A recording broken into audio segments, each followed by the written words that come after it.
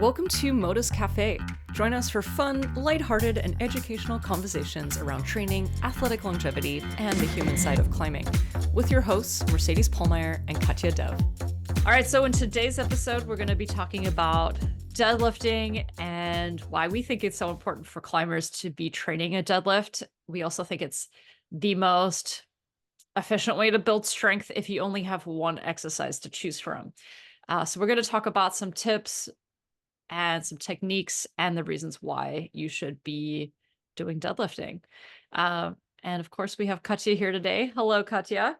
Hello. Just told Mercedes she's the master when it comes to the deadlifting knowledge and technique. And the things that I will be sharing today is the perspective of someone who just started deadlifting a few years ago and who always wonders why it's called deadlifting, because I do feel like I'm about to die when I deadlift. I always think it's very fitting. No, jokes aside, I would love to share my journey because I'm still nervous deadlifting. I do it, and I think it is okay to be nervous. And we'll talk about some practical tips as well in terms of Yeah. approaching it to make it more comfortable. Because we do hear from a lot of people that it makes them uncomfortable, especially if you haven't lifted any heavy weights before. Yeah. And I Alrighty, think, deadlifting. Why yeah, is it I think a called lot of, deadlifting? well, okay.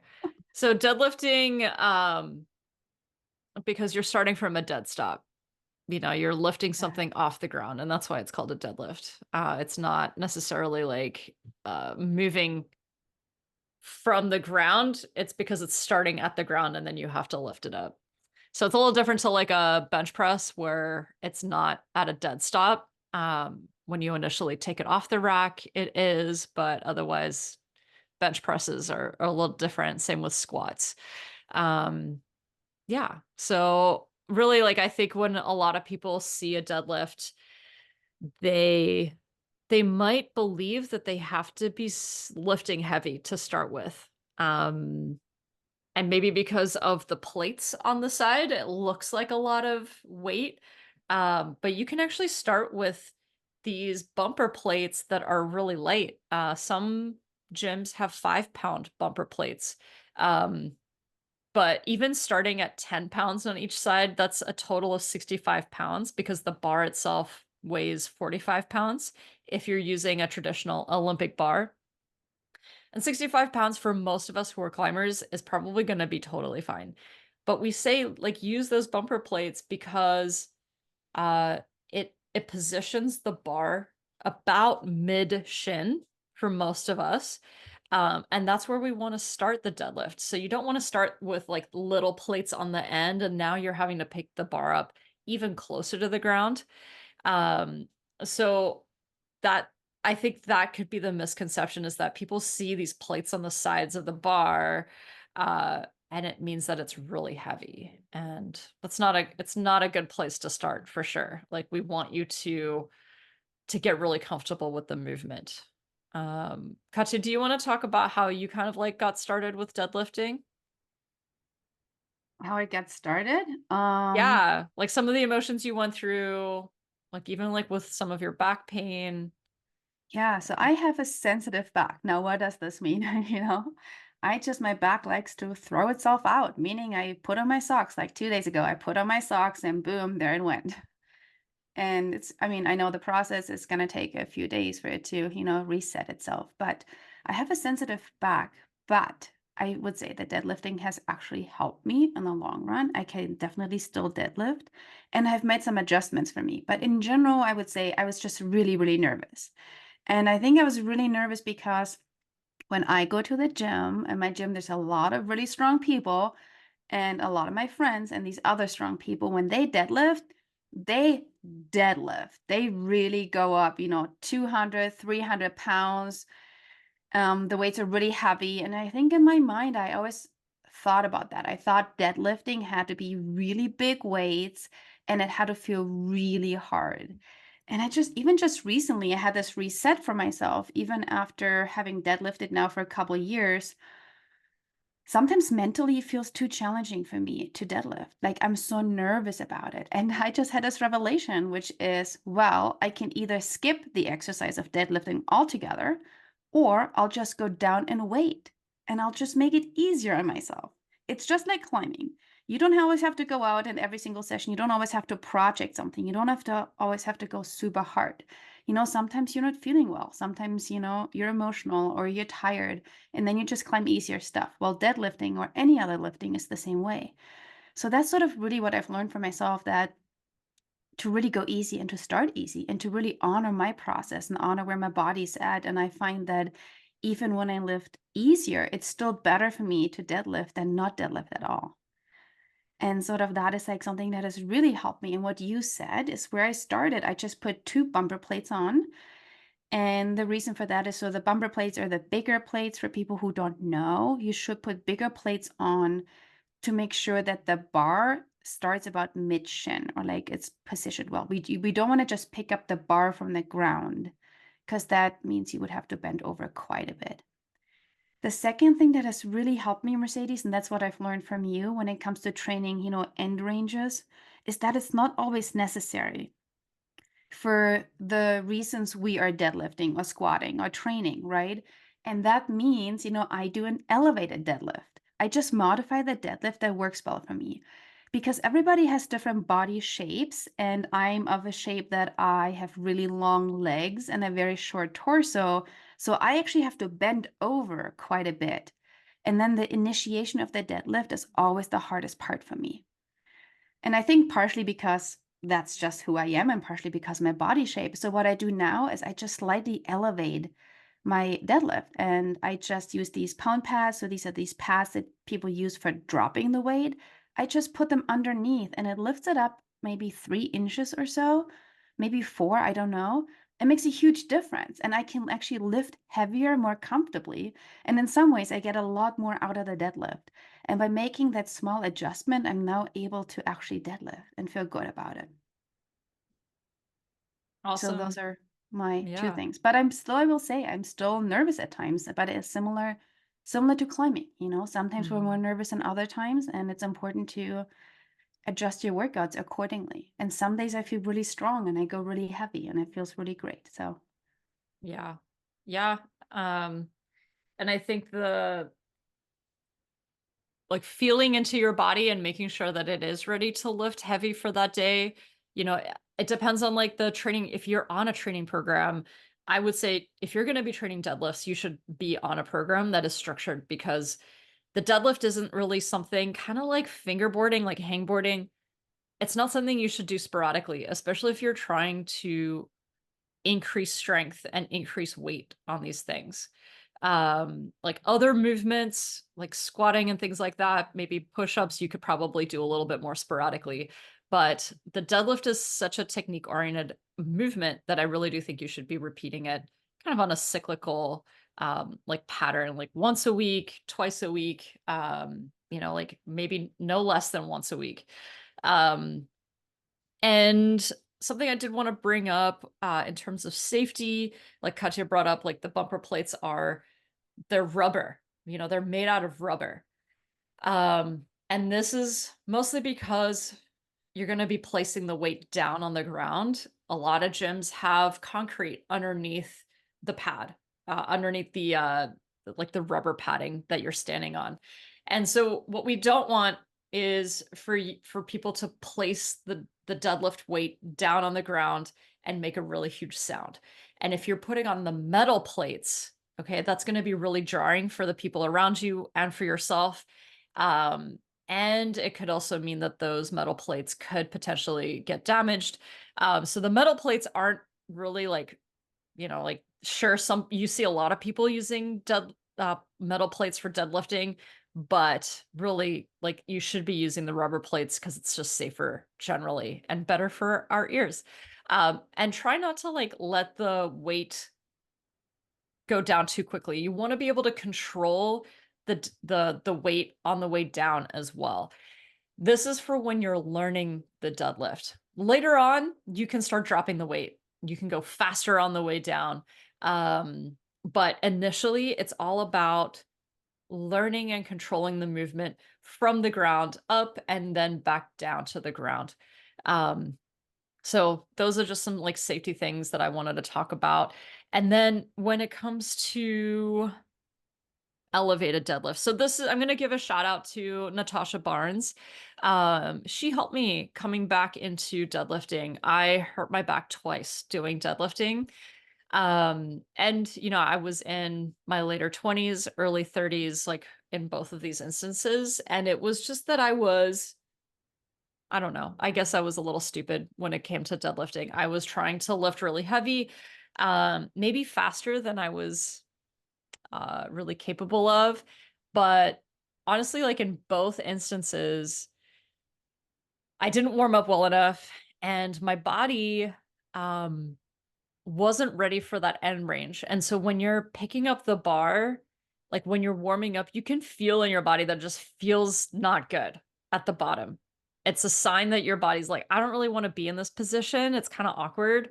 And now you're adding weight to it. That could potentially just lead to injury, which is what happened to me. And that sign of feeling awkward and tight at the bottom of the deadlift, that is basically speaking to me now. And if on those days I'm feeling that, I do an elevated deadlift instead of forcing it from the ground. Elevated deadlifts. What's really amazing about elevated deadlifts is that you can actually weight it a lot more than a regular deadlift from the ground. You can actually lift heavier in an elevated deadlift. And this is how Natasha got me back to deadlifting again from the ground, was doing elevated deadlifts, doing it pretty heavy, and then slowly decreasing that elevation. So we use the spotting arms. And then every couple weeks, I was slowly dropping the spotting arms a little bit lower, a little bit lower. And then in about 3 months, I got back to deadlifting from the ground.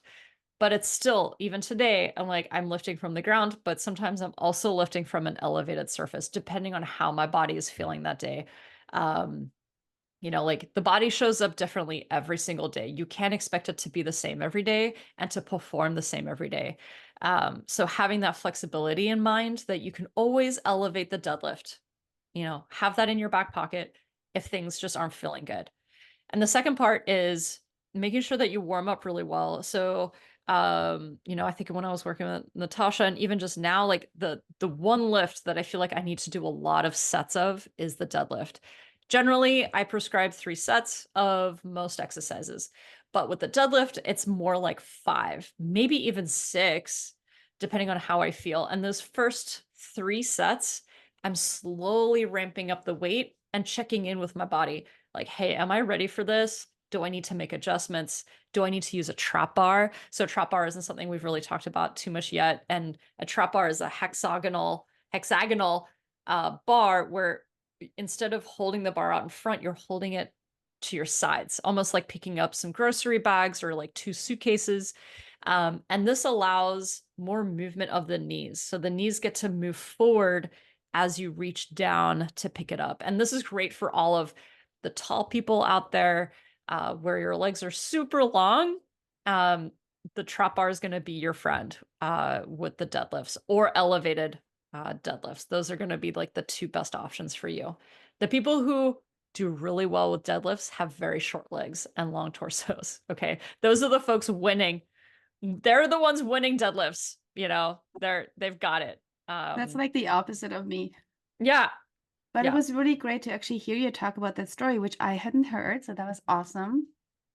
Because when you describe this tightness or this discomfort at the bottom when you bend over to initiate the deadlift, that is essentially how I feel most of the time. Yeah. And I think, again, partially that is because I have to bend over so much more since my torso is shorter. So I'm kind of more in that stretch position, but also I do have, what do they call them? Like one of those discs that like to move. I don't know, there's a term for it, like a slip disc or something. So anyway, it doesn't work for me, but I can still elevate my deadlift. And I pretty much elevate my deadlift all the time now. And not super high. So that was really great. It was really great to hear also the progression. Like you can start really high and then slowly lower it, which is really, really wonderful. So you can start high with little weight. And I just want to tell people who've never deadlifted, Actually, so if you elevate the deadlift on the arms that Mercedes suggested, so a lot of racks have these safety arms that come out. They're usually used for bench pressing, for example. Put the bar on them. Since you're elevating the bar, that's one way of how you could just lift the bar without adding weights. But you'll be surprised because 65 pounds is not that much. Most climbers can easily lift 65 pounds. So it might sound like a lot initially, but if you give it a try, you'd be really, really surprised what you're actually able to do, especially if it's elevated. Mhm. So that's a really, really great way to start. Mercedes, do you want to share some reasons? We didn't do this at the beginning today. We kind of started backwards because we got right into a conversation. But why do we love the deadlift so much? Why do you think? I asked Mercedes this a while back. I was like, okay, Mercedes, if there's only one exercise I could do at the gym, besides climbing, what would it be? And she said deadlift. She didn't even think Mhm. about it. She was like, Mhm. deadlift for sure. So why do you think that deadlift is so beneficial for climbers or people in Yeah. general? Yeah. Well, I think it's a very common movement. That to me, that's number one, is like I look at the movement. And then the second part of it is, because we're trying to gain strength, what is the movement that we can lift the heaviest weight? And that's also the deadlift. So we kind of like, we kill two birds with one stone with that movement. Um, so the hinging pattern, a deadlift is a hinging pattern. It's not a squatting pattern. You can squat a little bit in a deadlift, and you will squat a little bit more if you're using a trap bar. And that's okay. It's actually totally okay if you do that. But really what we're trying to develop is this hinge, and we're hinging from the hip. And when you do that, like if you look at a hinge pattern, this is what we do in our daily lives over and over again. Anytime if we're picking up children from the ground, we're picking up grocery bags, we're picking up boxes for our friends when they're moving. Anything that you're picking something up, you're gonna be hinging. You're not really thinking about it though. Like you're not trying to get perfect form. Um, you're just like picking something up.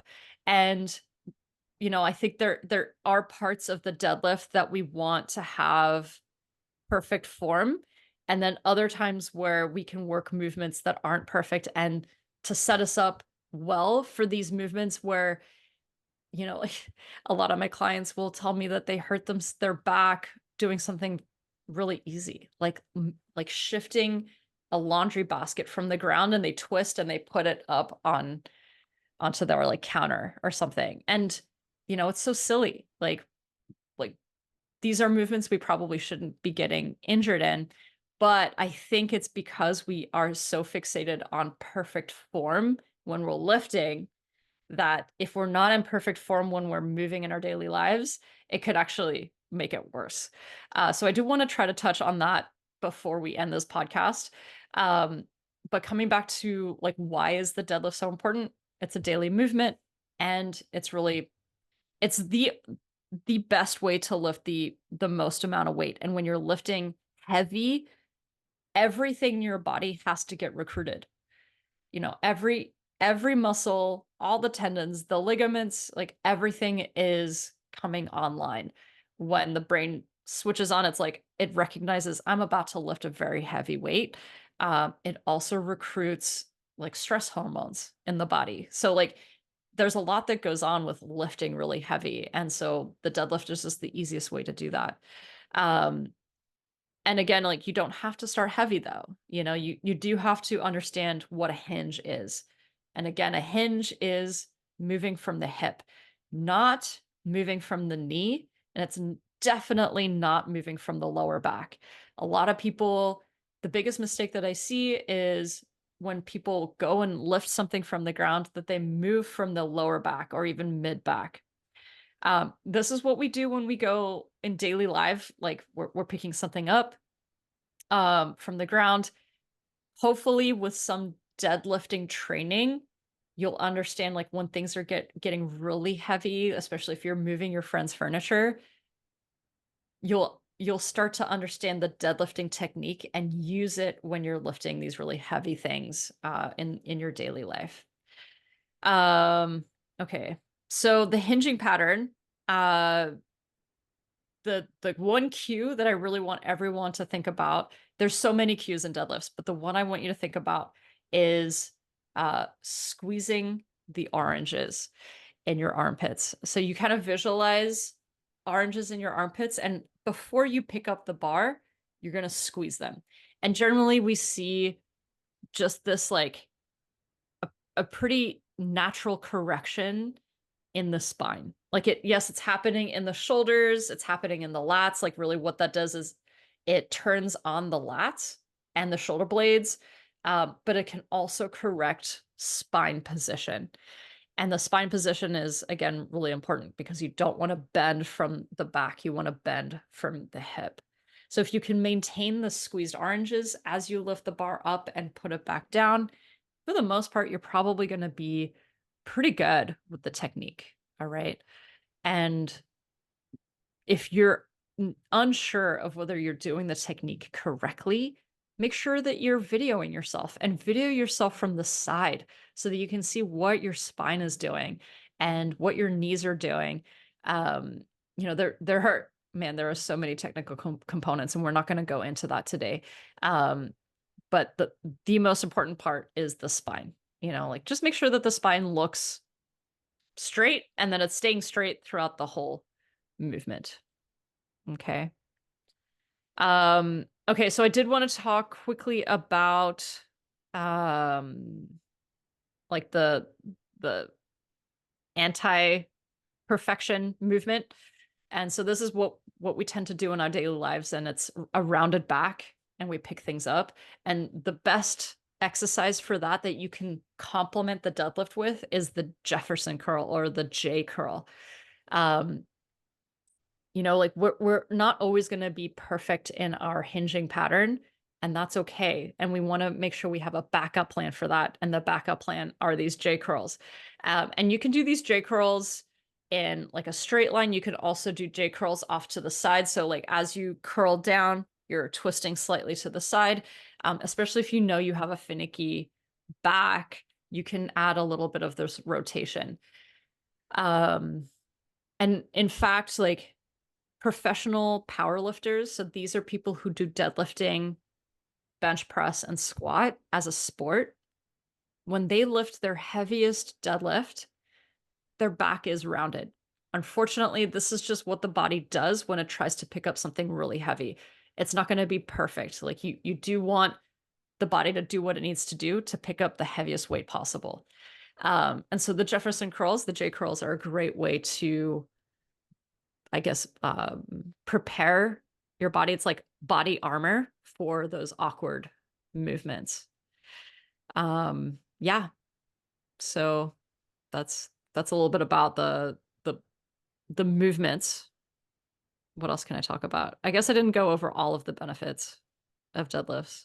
I was gonna ask you if you could Yeah. summarize at the end, because you said it's just, it literally uses all of our body, and this is why I Yeah. like it, because we Yeah. can go really heavy and it's like such a full body exercise. But maybe we could break it down, especially for the climbers out there, to let people know what are we actually training in one exercise when we're doing the deadlift.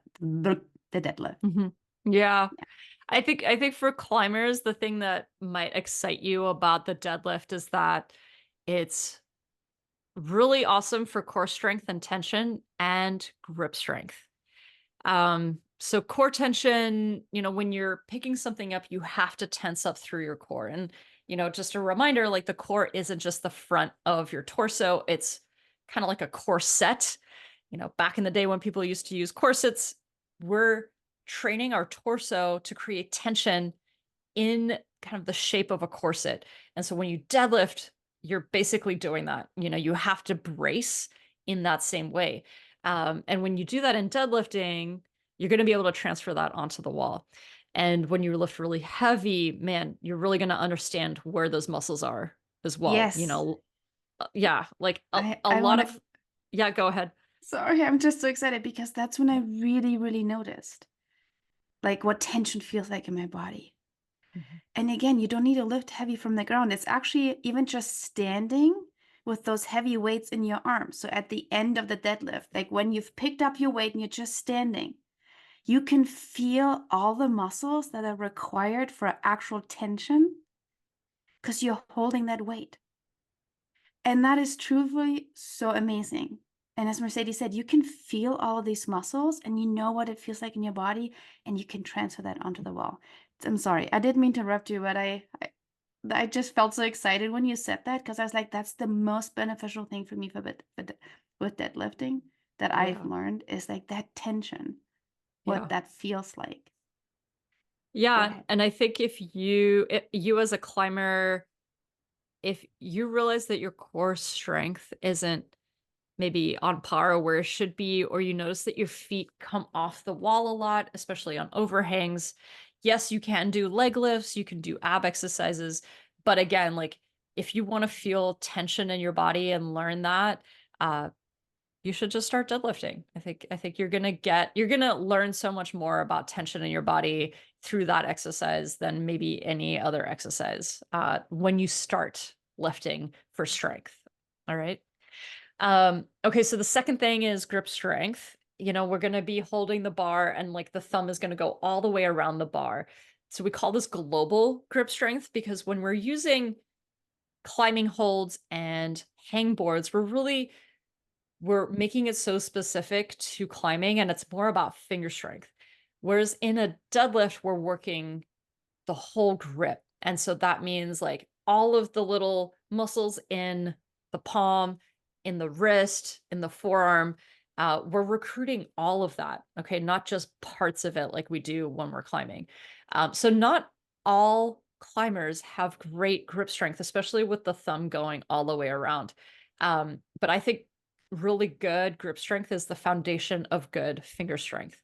So, in order to lift heavy off the ground, you have to have good grip strength. There is a point where grip strength as a benefit of deadlifts, there's a point where that's not going to matter anymore. And in fact, if you're more of an elite climber and you're able to lift heavy deadlifts, I would actually say that those deadlifts could be fatiguing your hands a little bit too much. So use an assist. So you actually use these deadlift straps or wraps so that you can actually save your grip strength for when you're climbing, but you can still lift really heavy by using the slight assist. All right. But for most people, you don't need to worry about that until much, much later. Like when we're talking about like, uh, you know, maybe double body weight deadlifts.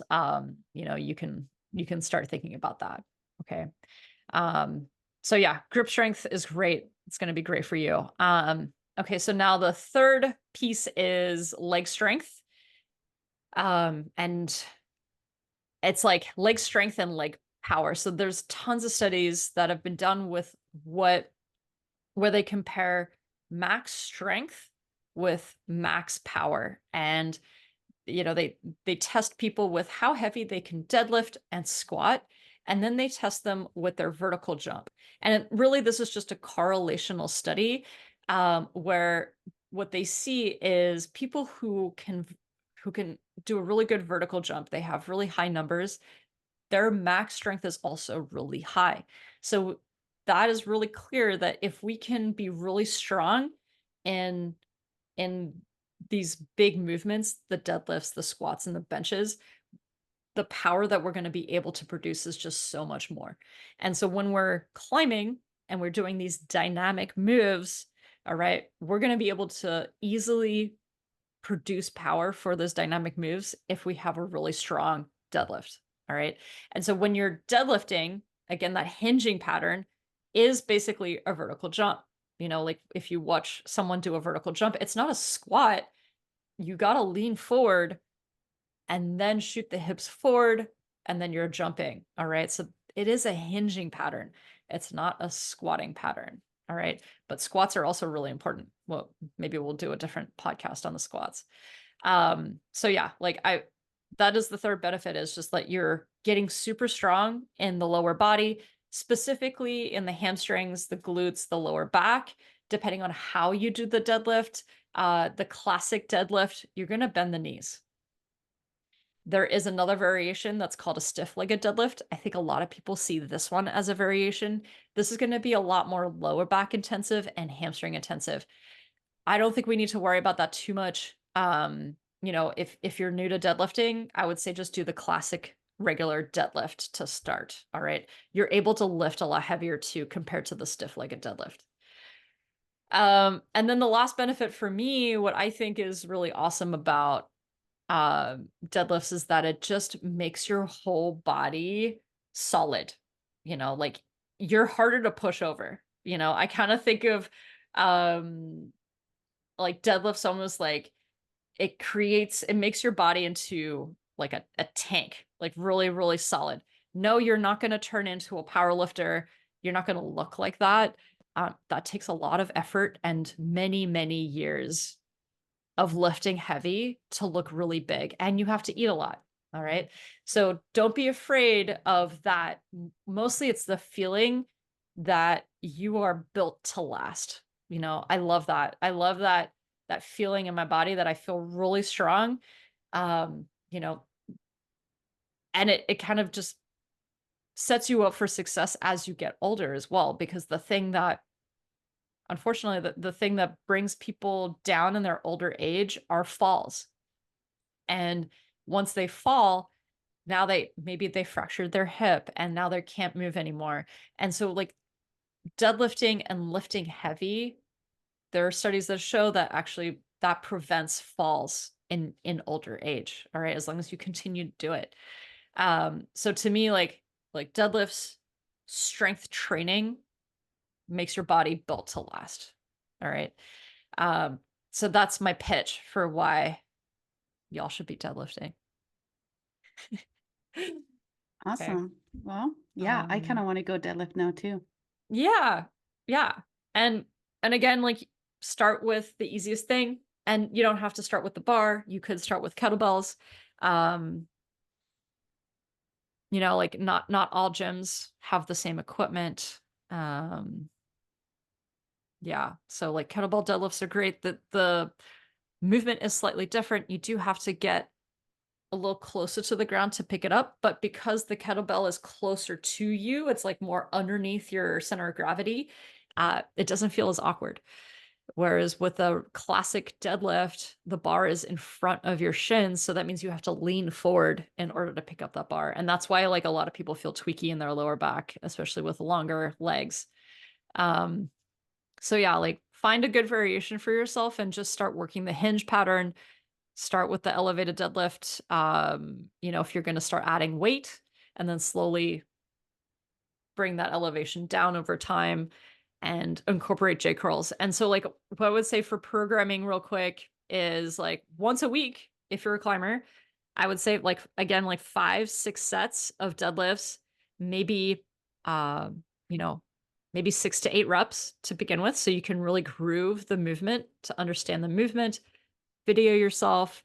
I like to do this maybe after a climbing session, maybe not after a super hard climbing session. If you've been projecting for hours, that's not a good time to like bring your full attention to a heavy lift. But maybe if you did a shorter session, even if it is a short, hard session, you still have energy in the tank to lift something heavy. So yeah, I like it afterward. If you're someone like me, I like to use lifting as a warm up for my climbing. So sometimes I'll switch that. So yeah, 5 to 6 sets. Once you become more proficient at the deadlift, you could decrease those sets to like maybe three sets of 6 to 8. And then yeah, you can lower the reps later on more to like 5 to 7 or 4 to 6 reps. And the lower the repetitions, the heavier the weight becomes. So just remember it has an inverse relationship.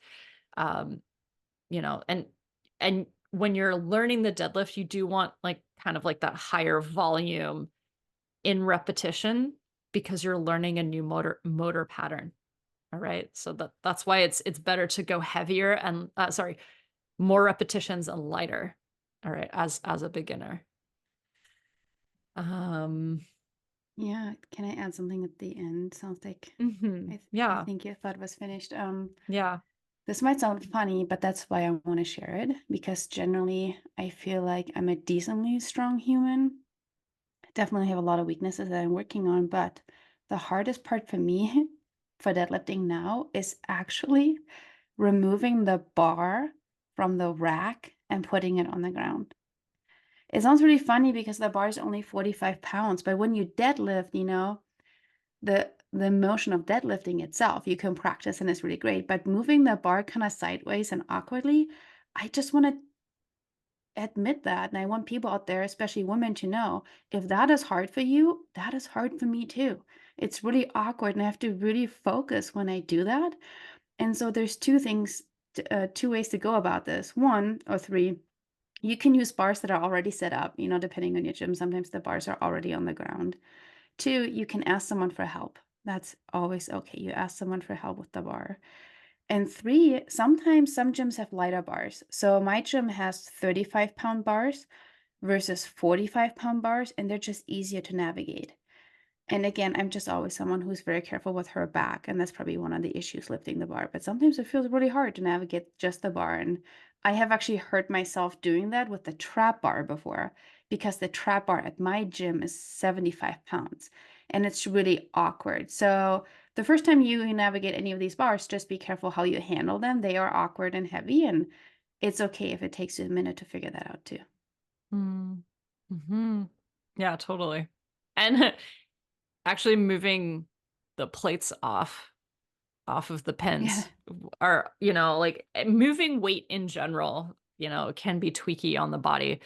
And that I would say that's actually maybe a good byproduct of learning to deadlift and also learning to lift heavy no matter what movement you're doing is that you're moving heavy weights around the gym.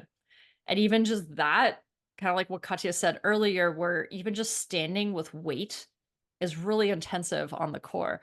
And so now you're walking across the gym with some weight, like now you're actually also building strength in these movements as you're preparing and then cooling down, you're putting stuff back.